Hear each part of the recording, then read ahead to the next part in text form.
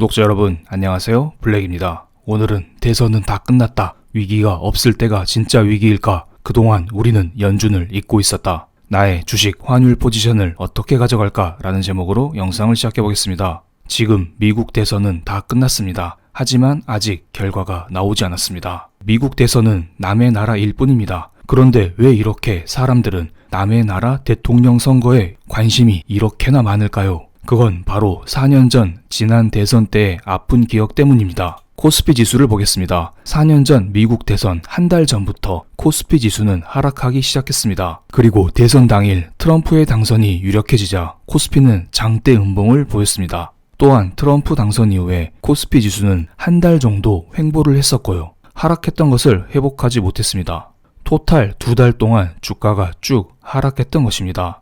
그래서 사람들은 이번에도 이렇게 생각하고 있는 것입니다. 지금까지 동학개미 운동으로 코스피 지수가 2300까지 꾸준히 올라왔었는데 이거 한순간에 다 물거품 되는 거 아니야? 우리 다시 경제 위기 오는 거 아니야? 이러한 걱정을 하고 있는 것입니다. 그리고 지금 미국 언론에서는 조 바이든의 우세를 점치고 있지만 표를 까보기 전까지는 알 수 없습니다. 왜냐하면 4년 전 대선에서도 미국 언론은 트럼프보다는 힐러리다 이런 말을 했었는데 결과는 정반대로 나왔습니다. 그래서 이번에도 결과가 정반대로 나올지 알 수 없기 때문에 사람들은 끝까지 경계를 늦추지 않고 있습니다. 대선 결과에 대한 좋은 레포트가 하나 있어서 여러분께 공유를 드리면서 시작하겠습니다. SK증권에서 나온 레포트입니다. 우리는 일반적으로 현장 투표는 트럼프가 유리하다, 우편 투표는 바이든이 유리하다 이런 말을 하고 있습니다. 미국의 총 50개 주에서 22개의 주가 대선 직후 도착한 우편 투표를 인정하고 있습니다. 혹시나 현장 투표에서 트럼프가 이길지라도 최종 대선 결과를 확인하는 데에는 몇 주간의 시간이 더 필요할 수도 있다는 것입니다. 이것은 증시 불확실성을 더욱더 증폭시키는 요소가 되겠죠. 물론 현장 투표에서 바이든이 이기면 불확실성의 기간은 조금 줄어들 수 있을 거라 봅니다. 그리고 이번에는 우편 투표를 제외한 현장 및 사전 투표 종료 기준으로 우세율을 집계했습니다. 공화당이 우세한 지역부터 투표가 종료됩니다. 그래서 한국 시각 기준으로 8시부터 9시까지는 트럼프가 유리하다고 발표할 것이고 점점 시간이 흐를수록 바이든이 유리하다고 발표할 것으로 보입니다. 하지만 여기 회색 그래프가 바로 경합주입니다. 트럼프가 이길지 바이든이 이길지 여론조사 결과 아직 확정되지 않은 곳이죠. 그래서 이번에는 주요 경합주에서 트럼프가 승리할 경우에는 한국 시각 기준으로 오전 11시쯤에는 트럼프 당선 유력이 발표될 것으로 보입니다. 하지만 반대로 주요 경합주에서 바이든이 승리할 경우 오전 10시쯤에 바이든 당선이 유력하다고 발표될 것으로 보입니다. 그렇기 때문에 한국 주식 투자하시는 분들은 이 시간을 잘 보시고 관련 매매를 진행해 주시기 바랍니다. 그런데 여기 레포트에서 나오지 않은 게 하나 있죠. 만약에 여론조사와 반대로 트럼프가 완전히 유리하다, 바이든이 완전히 유리하다 이럴 경우에는 오전 10시, 11시 이게 아니라 그 이전에 결과가 나올 거라 봅니다. 그런데 저는 이러한 대선 결과와 무관하게 앞으로 한국 증시를 긍정적으로 보고 있습니다. 2016년 대선과는 분명히 다르게 흘러갈 것으로 봅니다. 이것은 미국 ISM 제조업 지수인데요. 미국의 제조업 상태를 지수화해서 나타낸 것입니다. 2008년 경제 위기 이후에 미국 경제는 V자로 회복을 했습니다. 그리고 몇 년이 지난 후에 2016년 대선이 있었습니다. 이때에는 어떤 시기였을까요? 미국 경제가 완전히 바닥을 다지고 경기 회복을 시작하던 시기였습니다. 실제로 대선 1년 전에 이미 금리를 올리기도 했었고요. 금리는 호황에 올리고 불황에 내립니다. 이때 당시 미국은 이미 호황기에 진입했던 것입니다. 하지만 지금은 조금 다르죠. 지금은 경제 위기 시기입니다. 위기를 극복하고 있는 단계입니다. 또한 연준의 자산을 살펴볼까요? 연준의 자산은 연준이 시장에 돈을 얼마나 풀었냐 이런 것을 나타내는 것입니다. 2008년도에 연준은 양적 완화를 도입하면서 시장에 돈을 꾸준히 풀어왔습니다. 그리고 대선이 있기 1, 2년 전부터 더 이상 돈을 풀고 있지 않죠. 어느 정도 경제가 회복했다는 것입니다. 그리고 대선 후에는 오히려 돈을 줄이고 있습니다. 시중의 유동성 축소를 단행했던 것입니다. 하지만 지금은 다릅니다. 지금은 연준이 돈을 한창 뿌리고 있는 시기예요. 그리고 연준은 계속해서 말하고 있잖아요. 나 돈 더 뿌릴 수 있어. 너네 말만 해. 빨리 경기부양책 합의만 시켜줘. 내가 돈 더 뿌려줄게. 앞으로 연준의 대차 대조표는 이런 식으로 V자로 더욱더 올라갈 가능성이 크다는 것입니다. 그리고 이번에는 달러 인덱스를 볼까요? 지난 대선 당시에는 미국 경제가 충분히 회복했던 시기였습니다. 그래서 달러 인덱스가 상승 추세에 있던 시기였죠.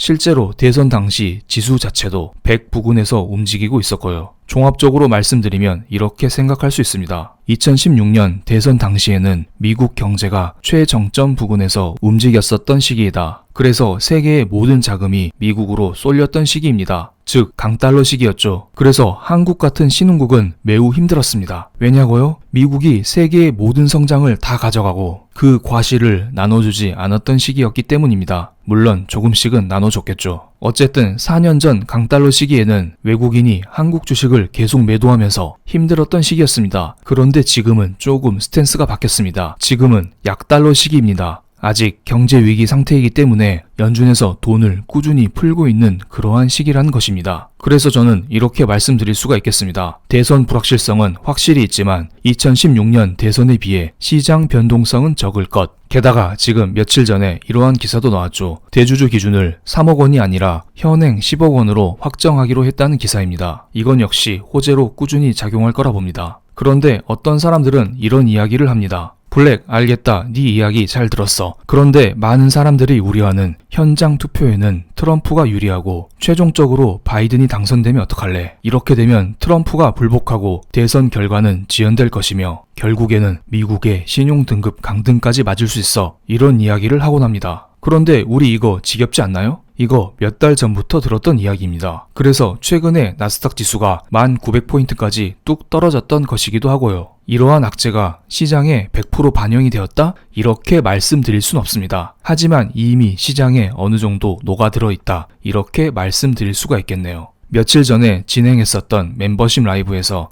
제가 이런 말씀을 드렸었죠. 우리 리스크 많은 것은 사실이다. 하지만 이러한 이야기 너무 오래 들었다. 시장에 이 리스크는 거의 반영이 되었다. 이렇게 보는 게 맞다고요. 물론 이러한 악재가 현실화될 경우에는 증시의 V자 반등은 나올 가능성이 낮아 보입니다. 그래도 폭락은 없을 거라 보고요. 왜냐고요? 지금은 연준에서 돈을 꾸준히 풀고 있는 시기이기 때문입니다. 2016년 대선과는 상황이 다르죠. 만약에 대선 불확실성이 시장에 반영이 된다. 이런 상황이 발생하면 이틀 후에 열리는 연준회의에서 연준은 돈을 더 적극적으로 풀 수도 있고요. 그리고 우리 3월달 경제위기 상황 보셨죠? 시장이 어려워지면은 연준은 긴급회의를 열면서 시장의 돈을 마구잡이로 뿌립니다. 만약에 시장에 돌발 악재가 터진다면 연준은 언제든지 긴급회의를 열면서 시장을 도울 것이라 보고 있습니다. 그리고 어제 호주에서도 기준금리를 추가로 인하했습니다. 또한 유럽 ECB 라가르드 총재는 우리는 유로화를 언제든지 풀 것이다. 이러한 통화 확장 정책을 추가적으로 밝히기도 했습니다. 이걸 제가 보여드린 이유는 세계는 지금 돈을 풀고 있다. 모든 나라가 화폐 가치 하락을 유발시키는데 주저하지 않고 있다는 것입니다. 이렇게 되면 미국도 화폐 가치 하락에 대한 두려움을 조금은 내려놓을 수 있습니다. 화폐의 가치란 상대적인 것입니다. 호주나 유럽에서 이렇게 자발적으로 화폐 가치를 떨어뜨려주면은 미국 입장에서도 추가적으로 돈을 풀어서 화폐 가치를 떨어뜨리는데 여유가 생길 것이기 때문입니다. 미국에서 1000억 달러 푼대.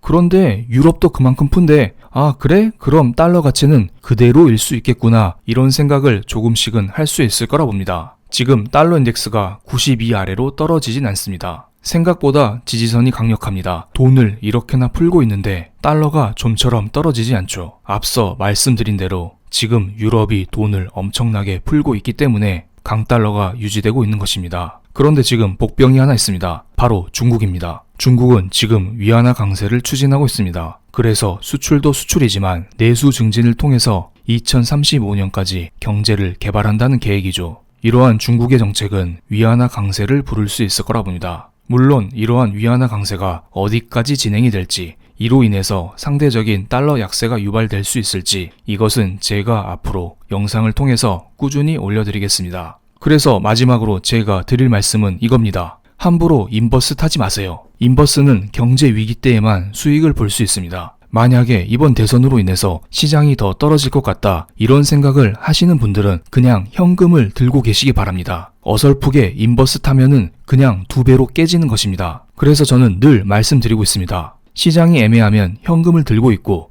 지금은 실적 우량주 위주로 강력하게 홀딩할 시기라고요. 그럼 오늘 영상 여기에서 마치겠습니다. 감사합니다.